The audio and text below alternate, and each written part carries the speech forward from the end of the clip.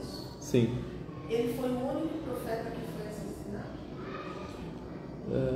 Assalamu alaikum, espero que estejam todos bem. A gente já vai dar início à aula. Enquanto isso, a gente está conversando sobre alguns assuntos dos quais a gente tratou anteriormente, sobre os profetas que foram mortos. Ele não é o único, João Batista não é o único profeta que foi morto, outros foram mortos. Agora ele é um dos que são os mais famosos nesse assunto. Agora Deus Altíssimo seja diz sobre aquilo que muitos filhos de Israel fizeram, وَقَتْلِهِمُ الْأَنْبِيَاءِ, e eles matarem os profetas. Então João Batista aconteceu isso com ele. Outra observação importante, no que diz respeito às histórias dos profetas, aquilo que nós temos de narrativas sobre alguns detalhes da vida dos profetas que antecederam o profeta Muhammad, que a paz de Deus esteja com ele, se é uma narrativa que não é algo do Alcorão ou não é algo da palavra do profeta Muhammad, que a paz de Deus esteja com ele, isso também é aceito. Nós aceitamos isso com uma condição, que isso não venha a divergir com alguma informação que é revelada na religião, que é revelada no Alcorão ou na Sunna, tá? Porque nós não temos todos os detalhes. Deus Altíssimo seja, no Alcorão, na versão final, na mensagem final que ele revelou ao ser humano, ele não cita os detalhes, todos os detalhes de todos os profetas. Por exemplo, ele diz assim no Alcorão: minhum man qasasna alayk wa minhum man lam naqsus alayk. Há entre os profetas sobre os quais nós citamos suas histórias, e há profetas que não citamos. Aí, se você contar o número de profetas que foram citados nomeadamente no Alcorão, é o número de 25. E existiram muito mais. Existiu muito mais, aos milhares. Até tem um relato que diz que o número de profetas chega a 124 mil profetas. Então, aquilo que é narrado fora dos textos do Alcorão ou da Sunna também é aceito, mas só que com uma condição: que sejam informações gerais que não venham a divergir com um ponto da crença. Por exemplo, uma história que é citada sobre algum dos profetas, é dito que fulano, que era profeta, ele se embriagou, ou que o outro profeta ele cometeu adultério. Então isso não é aceito. Isso é daquilo que foi incluso nas histórias deles, nessas narrativas, e não é verídico, porque a gente crê que os profetas são imaculados, eles são orientados por Deus. Então, como Deus vai enviar um mensageiro, sendo ele uma orientação para o ser humano, se ele mesmo tem graves erros e pecados capitais? Então o profeta ele é imaculado antes da revelação da mensagem e depois. Então o que a irmã perguntou sobre João Batista foi morto, isso a gente não tem nos detalhes do Alcorão e da Sunna,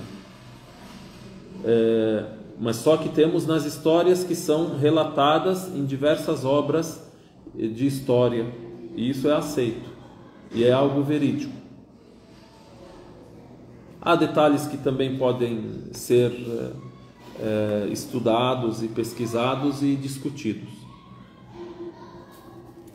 Por exemplo, nos relatos assim que são citados sobre o dilúvio, sobre Noé, que a paz de Deus esteja com ele, o Alcorão Sagrado revela imagens que são como lições para o muçulmano, para que ele acredite que existia um profeta que se chamava Noé, que aconteceu o dilúvio depois de que o povo dele perseguiu ele e não acreditou nele. Agora, por exemplo, detalhes: qual é a medida da arca?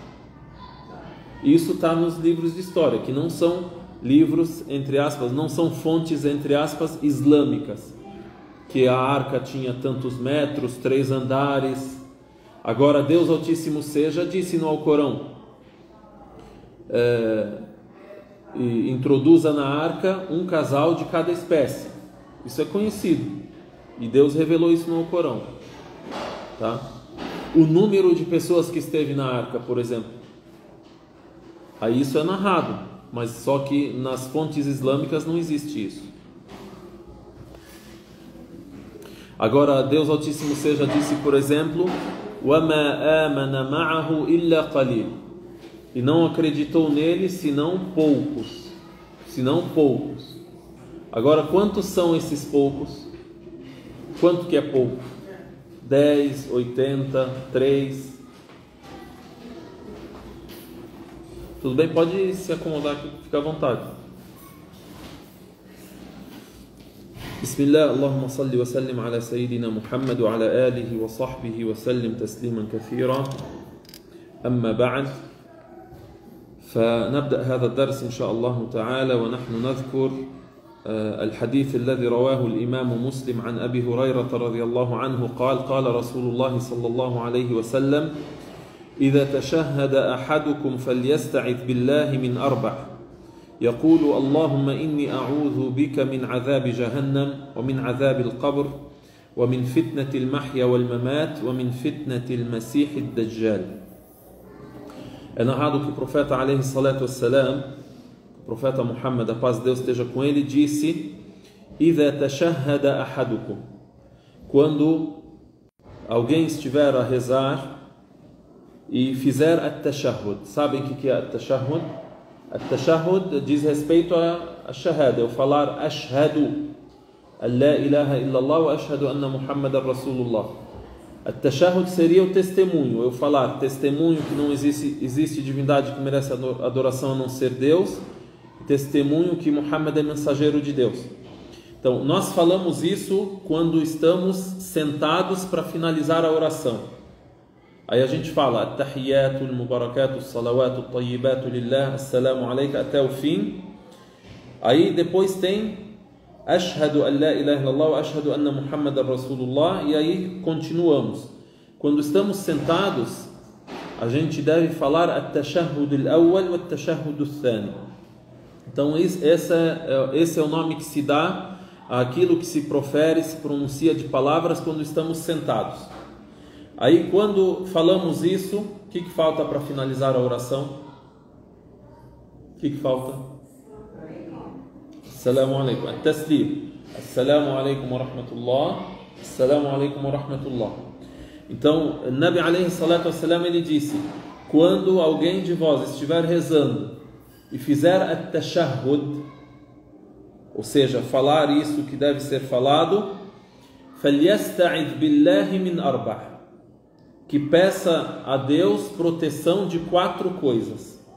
Então, essa é uma prece, uma súplica que pode ser feita antes de você finalizar a oração. Só falta finalizar. Você já falou tudo que falou at-tashahhud, né? A última palavra do tashahhud é eu dizer innaka hamidum majid. Decoram bem as frases que é para falar? Isso é importante. Quem não sabe, aos poucos assim, decora, memoriza algumas palavras cada dia para ter a oração completa, inshallah. A última palavra que a gente fala, innaka hamidum majid. Aí só falta eu fazer o que? At-taslim. Assalamu alaikum wa rahmatullah. Assalamu alaikum wa rahmatullah. Aí a pessoa finalizou a oração, já se movimenta normalmente, sai, levanta, etc. Então, antes de falar Assalamu alaikum wa rahmatullah, se fala essa prece, ou pode escolher qualquer outra súplica. Então, aqui, nesse texto, o profeta sallallahu alaihi wasallam recomenda, olha, antes de finalizar a oração, depois de falar at-tashahhud, fil alamina innaka hamidum majid, peçam a Deus proteção de 4 coisas. Aí ele disse, digam, Allahumma inni a'udhu bika min azab jahannam. Ó Deus, eu peço proteção em Ti do castigo do inferno. Esse aqui é um. وَأَعُوذُ بِكَ مِنْ فِتْنَةِ وَأَعُوذُ بِكَ مِنْ عَذَابِ الْقَبْرِ. e peço proteção em ti, peço refúgio em ti. Ou seja, o que significa peço proteção em ti? Me salve disso, né? Ou seja, ó Deus, me salve do fogo do inferno. 2, e peço proteção em ti do tormento no túmulo, ou do castigo no túmulo. Então a gente já agora crê que existe tormento dentro do túmulo, porque ele disse: peço proteção em ti do tormento no túmulo. A terceira coisa da qual pedimos proteção, disse: wa min fitnati al-mahya wal-mamat, e da tentação da vida e da morte, da tentação que pode nos alcançar quando vivos e da tentação que pode nos alcançar na hora da morte. Quando a pessoa agoniza para morrer, será tentada, entrar em descrença, ocorrerá com essa pessoa algo que possa ser causa de sua condenação. Aí agora falta o quarto ponto, né? Então quais são os 3 primeiros que a gente falou? Allahumma inni a'udhu bika min adhabi jahannam. Me salve do fogo do inferno. Peço proteção em ti do fogo do inferno. Do castigo do inferno, do castigo no túmulo, da tentação na vida e na morte, e da tentação do falso Messias. E esse é o nosso assunto. Esse é o assunto de hoje, que é o assunto de um dos grandes sinais do fim do mundo, que foram muito citados pelo profeta, que a paz de Deus esteja com ele, e é algo que tem muitos textos, de forma que nenhum muçulmano pode negar isso, tá? Então são assuntos nos quais nós cremos e nós não temos acesso. E como a gente disse e está repetindo bastante, que os assuntos dos sinais do fim dos tempos, principalmente os assuntos que mudam muito a trajetória do mundo e que realmente são vistos por todas as pessoas e não são assuntos assim normais, são assuntos muito anormais. Esses assuntos fazem parte da crença naquilo que é invisível.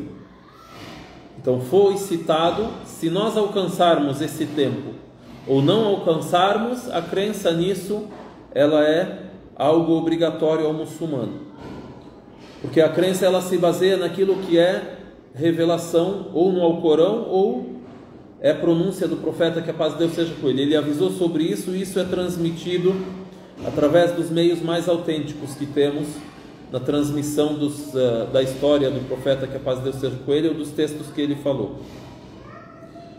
Então, o quarto ponto que é citado, ele disse: wa min fitnati wa min sharri fitnati al-masih ad-dajjal, e peço proteção em ti do tormento, ou vamos dizer, da tentação do falso Messias. Wa min fitnati al-masih ad-dajjal, al-masih ad-dajjal.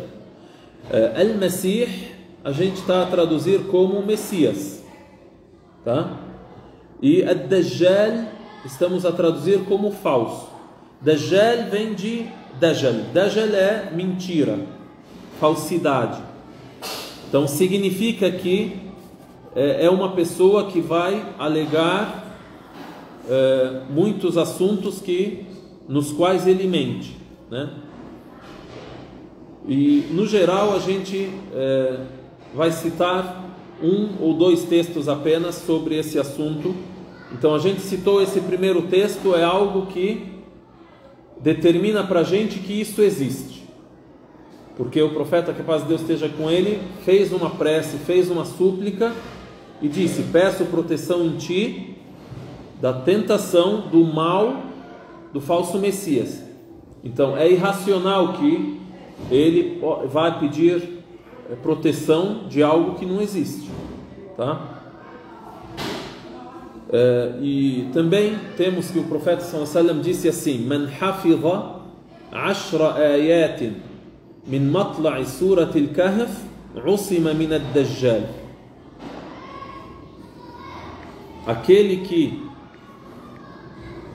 Aquele que decorar, memorizar 10 versículos do início da Surat Al-Kahf será protegido ou será salvo do mal do falso Messias. Surat Al-Kahf é uma sura que se traduz a Sura da Caverna, tá? É a Sura da Caverna.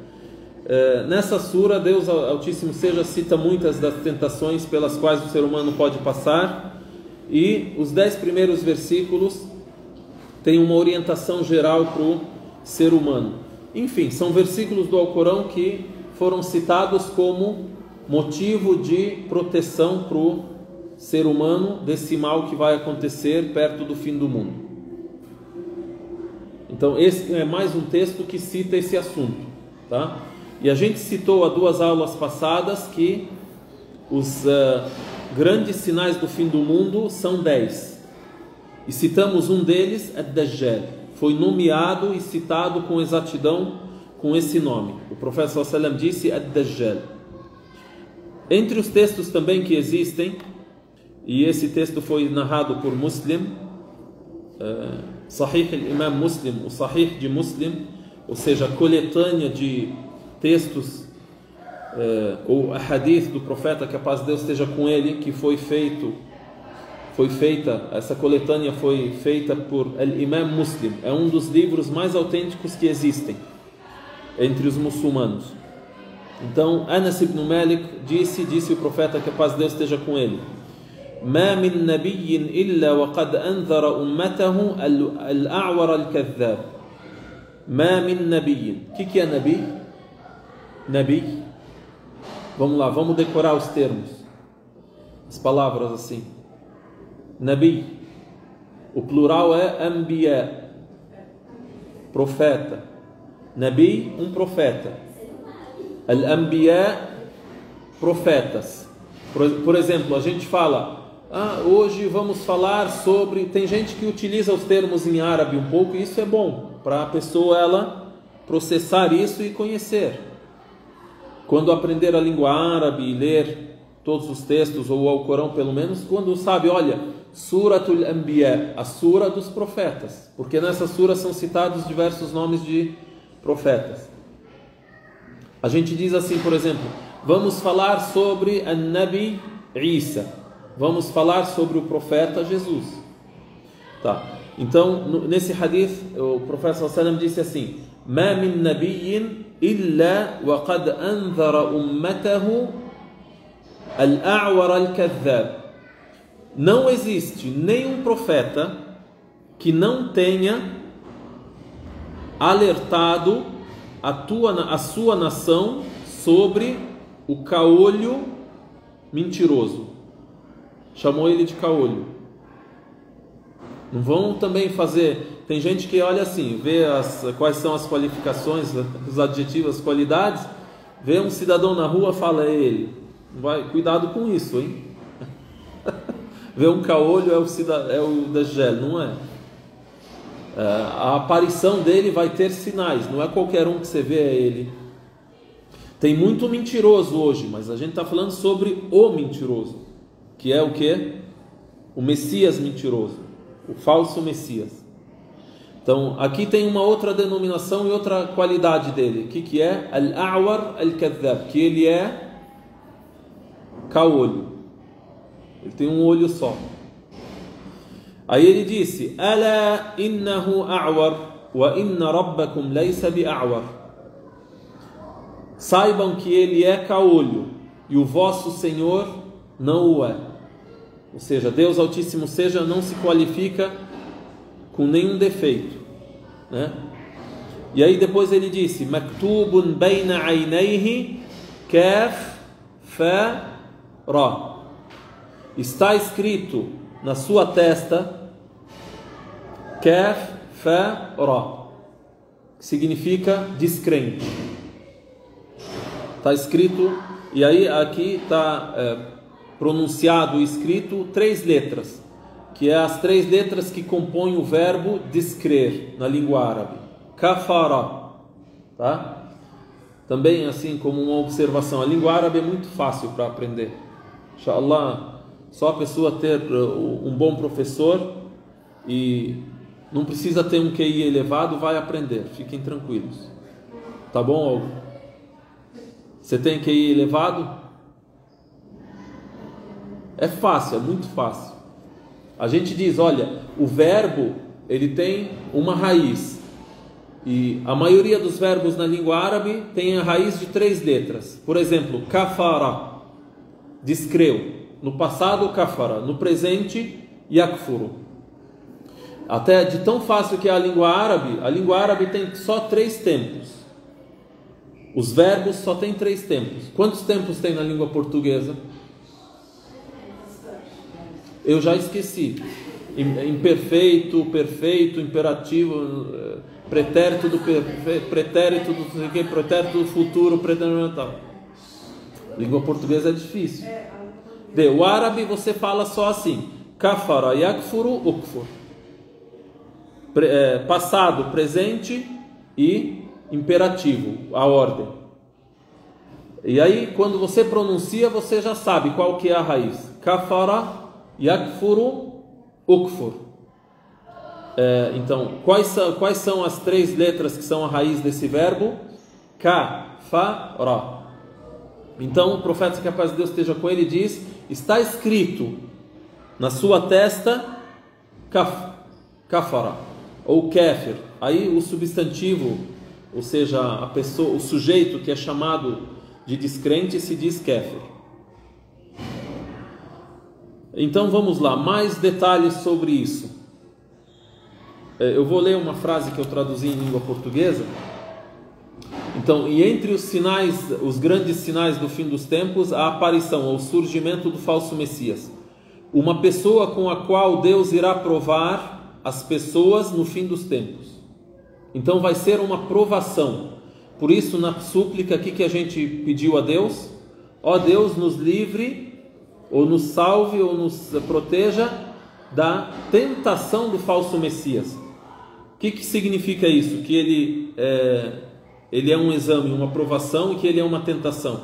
Que a pessoa, ela sai assim e está segura da sua crença. Ó, comigo ninguém pode. Quando vê ele, logo o segue. Logo vai segui-lo. Aí tudo bem, vai segui-lo no quê? Porque ele prega ser Deus, né? Ele prega ser uma divindade e será seguido pelos judeus, né? Aí tem no outro hadith, no outro texto, que ele será seguido por 70.000 judeus de uma região chamada Asbahan. Asbahan é considerado na região do Irã, na região da Pérsia. O Nabi sallallahu alaihi wasallam disse assim: يتبع الدجال من يهود أصبهان 70,000 عليهم الطيالسة. Irá seguir o Dajjal, o falso Messias, 70.000 dos judeus de Asbahan.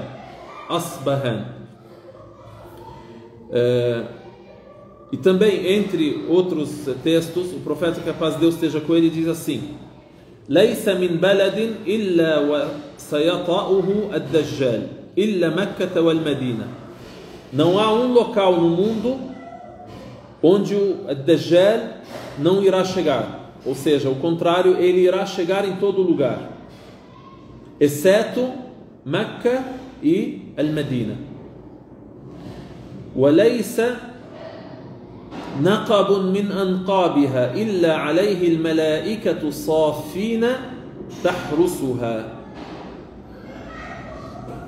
E não há uma só parte, né, das partes de Meca e Medina que não tenha anjos que estão a protegê-la, tá? Então vamos lá. Quais os detalhes que a gente já deu? Tudo que vocês escreverem aqui eu já leio, tá? E eu já respondo. Só para continuar aqui como é que fala? Continuar o raciocínio. A gente falou que ele é caolho, isso foi citado na Sunna. Falou também que todo crente, a gente não falou, mas para completar, todo crente irá ler kafara, ou kafir. Não é toda pessoa que vai poder ler. Mesmo que seja analfabeto, mas é crente e firme na crença nessa época, ele vai poder ler isso. Também dissemos que ele terá uma grande provação e ele irá alegar ser Deus. Deus, Altíssimo seja ele. E também ele será seguido pelos judeus. Nesse assunto dele ser seguido por tal grupo, por tal pessoas, nisso vocês podem até, pensando ou refletindo sobre as diversas crenças que existem no mundo até os dias de hoje, vocês percebem que os judeus eles ainda esperam o Messias. Sim? Então, o Messias já foi enviado e é Jesus, que a paz de Deus esteja com ele. Porém, descreram nele porque até os dias de hoje, quem é judeu diz o seguinte: ele não completou os requisitos para ser o Messias. Tem requisitos. Para eles não é ele, tá? Então eles estão a esperar ainda. Então significa que vai aparecer um no qual eles vão acreditar e vão seguir. E até mesmo o cristão também espera a volta de Jesus. Então, nisso tudo se mistura que vai haver um falso, vai haver o retorno de Jesus, como o muçulmano mesmo crê que Jesus descerá dos céus, nessa mesma época em que o falso Messias estará no mundo. Então, tudo se casa e vai ter gente seguindo esse e vai ter gente seguindo esse. E aí o muçulmano pede para Deus Altíssimo seja que nos firme para que a gente esteja no caminho correto e siga aquele que é o certo. Então é um exame, é uma provação. Então, em resumo, os judeus ainda esperam um Messias que irá governar o mundo. Deus o capacita a fazer certas obras que só Deus pode fazê-las. Como? Conceder riquezas para quem crê em sua falsidade. O que significa isso? Por exemplo, ele ordenar que nessa região chova, e assim acontece na frente das pessoas. E ele dizer, aqui terá seca e existe seca. Aqui vai ter fartura e prosperidade, aqui vai ter pobreza e miséria. Sim? Então ele vai provar as pessoas com isso. Então quem me seguir vai ter prosperidade, quem não me seguir vai ser miserável, por exemplo. Também desviar essas riquezas, essa prosperidade de quem o repudia ou não crê nele. Os tesouros da terra estarão submetidos a ele. Ordenará o céu para que chova e choverá, e ordenará a terra a brotar e assim será. A terra irá brotar. Outra coisa que só Deus pode fazer: ressuscitar o morto. E Deus concedeu isso como um milagre, um sinal a alguns de seus mensageiros, igual a Jesus, que a paz de Deus seja com ele. Não é famoso que Jesus ele ressuscitava o morto, curava o leproso, curava o cego da cegueira? Então o falso Messias ele ressuscitará o morto que ele próprio assassinar. Ele vai chegar numa pessoa e vai matá-la, e vai se dirigir à pessoa que visualiza isso. Você crê em mim? Ele fala, creio. E você acredita que eu tenho poder e que eu sou o próprio Deus? Ele acredita nele. Há outra pessoa que estará firme em sua crença e vai dizer, agora eu tenho mais certeza que você é o falso Messias, porque já fui informado que você irá fazer isso. E até mesmo é narrado que ele mata alguém e o ressuscita. E diz para ele, agora você crê em mim? Ele diz, agora que eu não creio mesmo, né? E aí ele ainda vai tentar matá-lo novamente e ele não vai poder mais fazê-lo. Então, falando isso assim, em frases mais exatas, ressuscitará o morto que ele próprio assassinar. Tudo isso ocorrerá com o poder de Deus e sua permissão, e posteriormente Deus o incapacita, não podendo mais matar o mesmo homem que ressuscitou anteriormente. Assim como não poderá fazer nenhum dos fenômenos que era capaz de fazer, assim ele será desmascarado. E aí nessa época, quando ele está a governar e está a iludir as pessoas, aí acontece um outro sinal do fim do mundo, que é a descida de Jesus, que é o único que pode eliminar o falso Messias, ou pode matá-lo, né? E aí desce Jesus, filho de Maria. Então já temos dois sinais. Quais são? O falso Messias, e temos o segundo sinal, que seria a descida de Jesus, que a paz de Deus esteja com ele. E aí em alguns relatos é narrado que Jesus, que a paz de Deus esteja com ele, se dirige até ele, e quando ele o visualiza, o vê, ele derrete ele derrete como o sal derrete na água. A gente continua depois, inshallah ta'ala, citando alguns textos, e a gente já citou isso e a gente repete agora. Esses sinais do fim do mundo, que são os grandes sinais, eles não são sequenciais, mas tem alguns sinais que podem ser tratados de forma sequencial. Por exemplo, a gente falou que tem o Mahdi. O Mahdi não é um grande sinal, mas citamos anteriormente que é uma introdução aos sinais do fim dos tempos. E aí, com a existência desse homem que se chama Muhammad ibn Abdullah, que é al-Mahdi, aí na época dele desce Jesus, filho de Maria. Então nessa época também, naturalmente e exatamente, tem que existir quem? O falso Messias, porque é na mesma época, tá? Então esses são dois dos grandes sinais, que é o falso Messias e a volta de Jesus, que a paz de Deus esteja com ele, ou a descida de Jesus.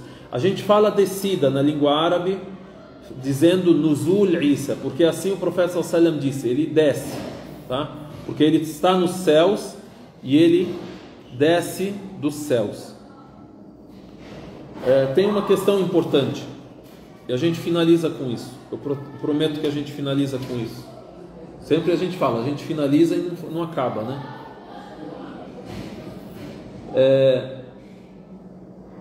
Na época do profeta, que a paz de Deus esteja com ele, era uma certeza que ele não vai surgir naquela época.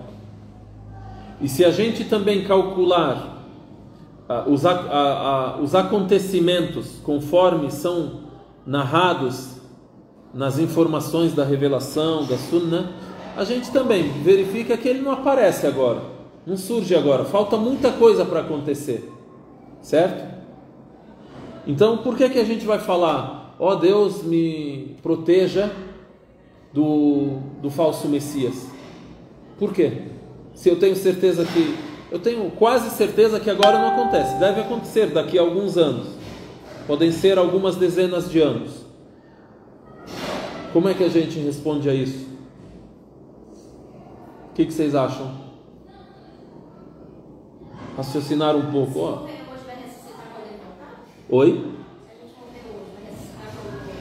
Não, a gente morre, a ressurreição dos seres humanos só acontece quando acaba o mundo. Ele vai vir nesse mundo.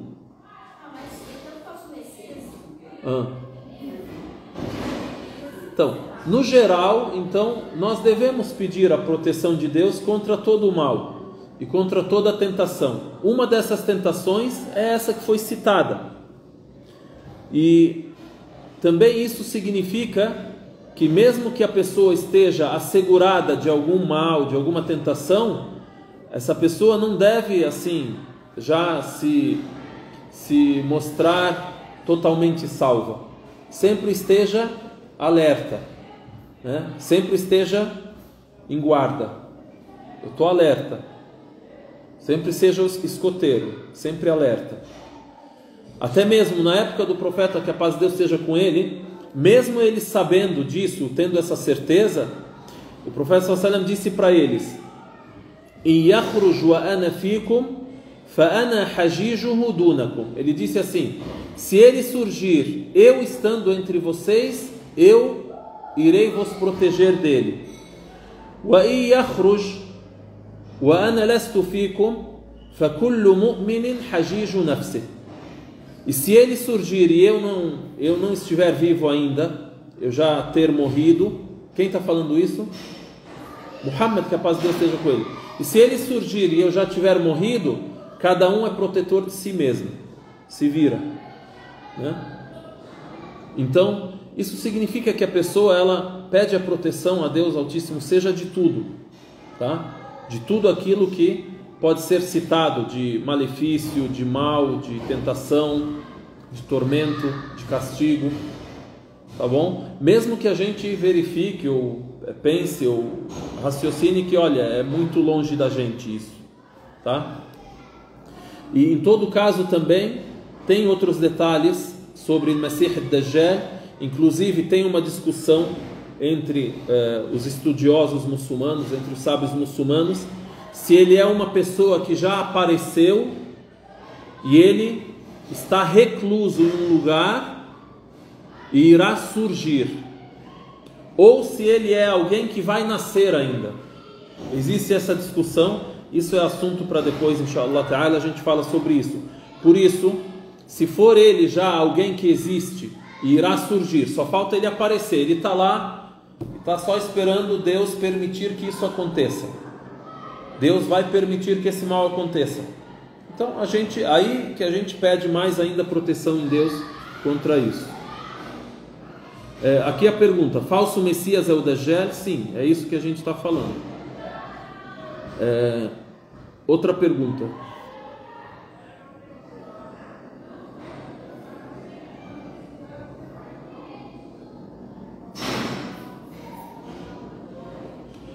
apenas os muçulmanos irão reconhecer o falso Messias, ou os cristãos e judeus fiéis também conseguirão?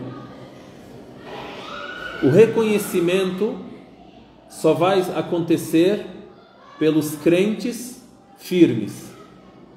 Até mesmo aquele que é muçulmano e é igual prego na areia, não vai reconhecer, tá? E aí os cristãos e judeus também não. Inclusive quem os seguirá será aquele que tem uma crença incorreta, que tem uma crença que a pessoa mesmo, ela crê, olha, eu estou 100% e eu tenho essa crença plena, e Jesus salva, e fulano salva, e esse salva, e aquele salva.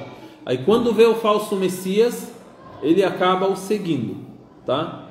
Então a questão não é questão de denominações, eu citar muito o nome de Deus, ou citar muito o nome de Jesus, que a paz de Deus esteja com ele. Então a questão é uma questão de crença totalmente correta e plena. Então a pergunta: apenas os muçulmanos reconhecerão, ou cristãos e judeus fiéis também?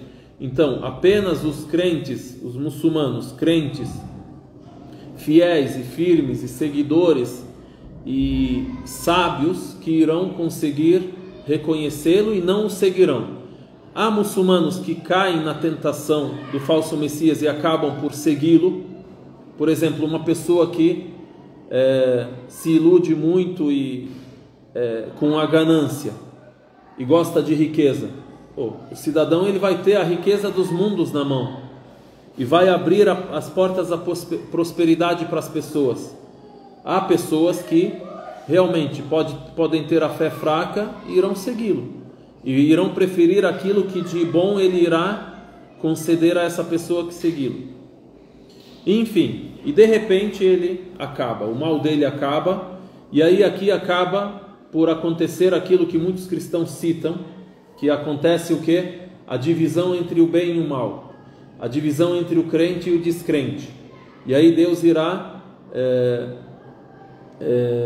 vamos dizer, fazer o reconhecimento e a divisão entre crentes e descrentes.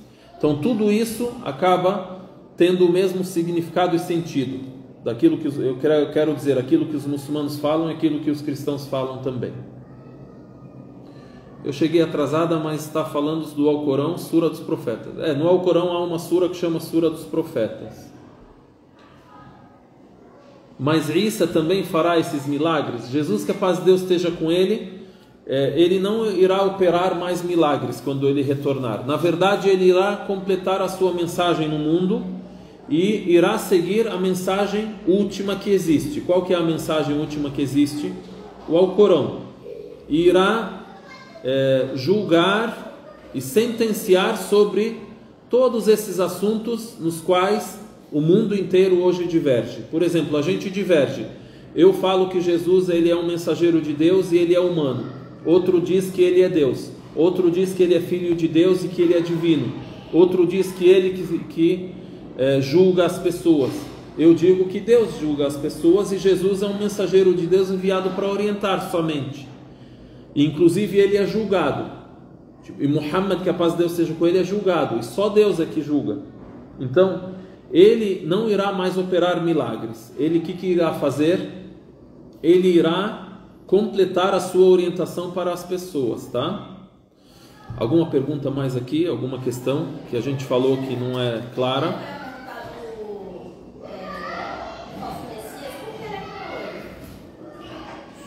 Então, a irmã pergunta, por que o falso Messias é caolho? É um defeito que é citado, inclusive isso de ser caolho, é que não é só caolho que ele não enxerga, ele tem, também tem detalhes sobre isso, que o olho dele parece uma uva. Então ele tem um defeito muito aparente e muito visível. É só isso, não tem assim uma razão específica para ele ser caolho. Mas não vai ser tão difícil de identificar, pelo jeito, né? Porque você vai unindo as coisas. Isso. Ele faz milagres, ele tem esse defeito. Uma irmã aqui pergunta aqui na nossa aula presencial, a gente está aqui na mesquita em São Bernardo do Campo, ela pergunta, tem tantas qualificações dele, então não vai ser difícil identificá-lo. Então, não é difícil identificá-lo, mas pelo que a gente lê, a questão não é uma questão de identificar ao ver, a questão é a questão de se firmar na frente dele, tá? Tipo, eu sei, mas eu acabo não me firmando. Tipo, hoje, por exemplo, quantas pessoas seguem crenças, lendas, crendices, coisas podem ser falsas, podem ser verdadeiras, e seguem porque tem um interesse, não seguem por identificar naquilo a verdade. Imagina quando for isso, tá? Tem muita gente nos dias de hoje, por exemplo, quando eles têm acesso a todas as versões sobre aquilo que é crença, aquilo que é religião, isso é monoteísmo, isso é politeísmo e tal. Ela segue uma determinada seita ou determinada religião, identifica em outra religião, por exemplo, e outra crença a verdade, mas ela diz, olha, eu não posso, como é que eu vou negar tudo isso no qual eu já vivo há dezenas de anos? E o que vai ser de quem me segue? O que vão falar? Então imagina, a pessoa hoje não tem a força para ela determinar seguir algo que ela identificou como certo. Imagina quando ver o falso Messias, identificar e saber se ela vai ter a força para ela fugir dele, né? Então o assunto é um assunto de crença, assunto espiritual, não é assunto material. Sim.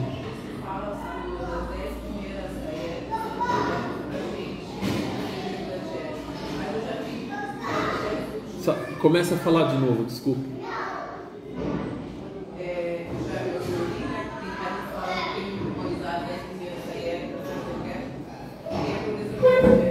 Eu vou levantar um pouquinho. Você falou que tem um hadith que cita.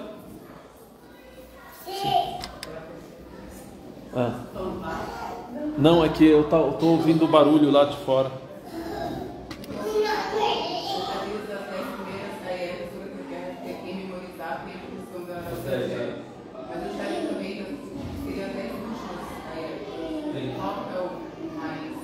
O que é mais conhecido que as 10 primeiras, mas tem a versão as 10 últimas.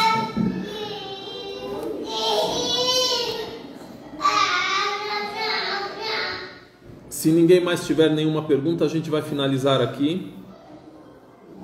E vocês podem enviar suas perguntas no particular e seguir as nossas redes, inshallah. E a gente se encontra na próxima live na quinta-feira, inshallah. Barakallahu bikum. Vou esperar mais um minuto, se alguém tiver mais alguma pergunta. Aracaju tem muçulmanos e tem um centro islâmico. Você pode enviar para nós uma mensagem, a gente pode enviar um endereço para você. Envia nesse telefone aqui, ó.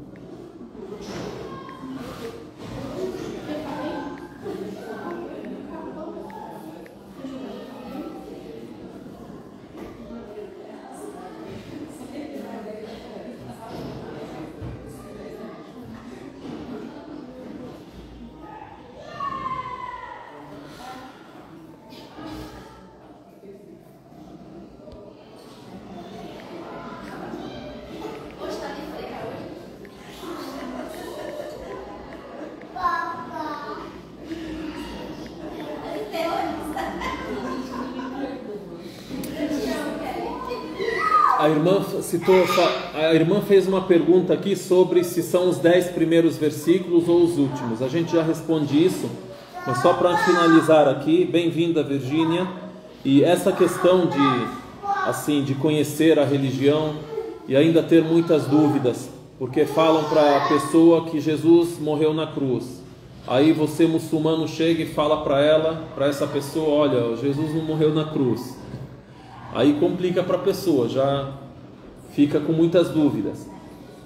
Jesus é filho de Deus. Aí você chega e fala, não podemos dizer que ele é filho de Deus, porque Deus não tem semelhantes, Deus é único. Deus, Altíssimo seja, ele não tem filho, não tem pai, não tem semelhantes. E dizer que ele é filho de Deus é contra o monoteísmo. Então a pessoa realmente, Virgínia, se confunde, e você conhecendo e montando tudo aquilo que você ouve de informações e as fontes, você, se Deus quiser, vai chegar à verdade, e é isso que a gente busca, e eu tenho certeza que você busca isso também. E o conselho que a gente deixa, que a pessoa ela diferencie entre aquilo que é realmente fonte, ainda autêntica, intacta e original, e entre aquilo que o ser humano fala. Porque, por exemplo, com todo respeito, a pessoa fala assim, a Bíblia é a palavra de Deus. Aí as pessoas citam isso como se fosse uma verdade incontestável. Mas aí quando você estuda cientificamente, historicamente, você conclui que a Bíblia ela é uma junção de vários livros. Alguns desses livros foram escritos por seres humanos comuns. Outros livros são relatos sobre aquilo que profetas viveram. Agora vem a questão, quem escreveu esses relatos? E depois de escrever, quem posteriormente traduziu? Aí para um muçulmano, por exemplo, o Alcorão, que cita que Jesus não foi morto, que cita que Jesus não é filho de Deus, o Alcorão ele não tem escrita. O Alcorão ele não é aceito se for somente a tradução. O Alcorão ele é original, intacto em língua árabe. Então a gente tem a plena convicção de que aquilo que é citado sobre Jesus no Evangelho, ou as profecias sobre Jesus nos livros anteriores ao Evangelho, quando tudo isso é citado na língua original, a gente tem certeza que vai convergir com aquilo que tem no Alcorão. Agora aquilo que foi adicionado posteriormente pelo homem, aí é trabalho seu você filtrar tudo isso. Como dizem, você separar o joio do trigo, tá bom? Um grande abraço, que Deus abençoe a todos. Assalamu alaikum. A irmã pergunta como consigo o Alcorão. Eu escrevi o telefone aqui, pode escrever para a gente que a gente te envia, tá bom? Eu escrevi acima o telefone. Assalamu alaikum.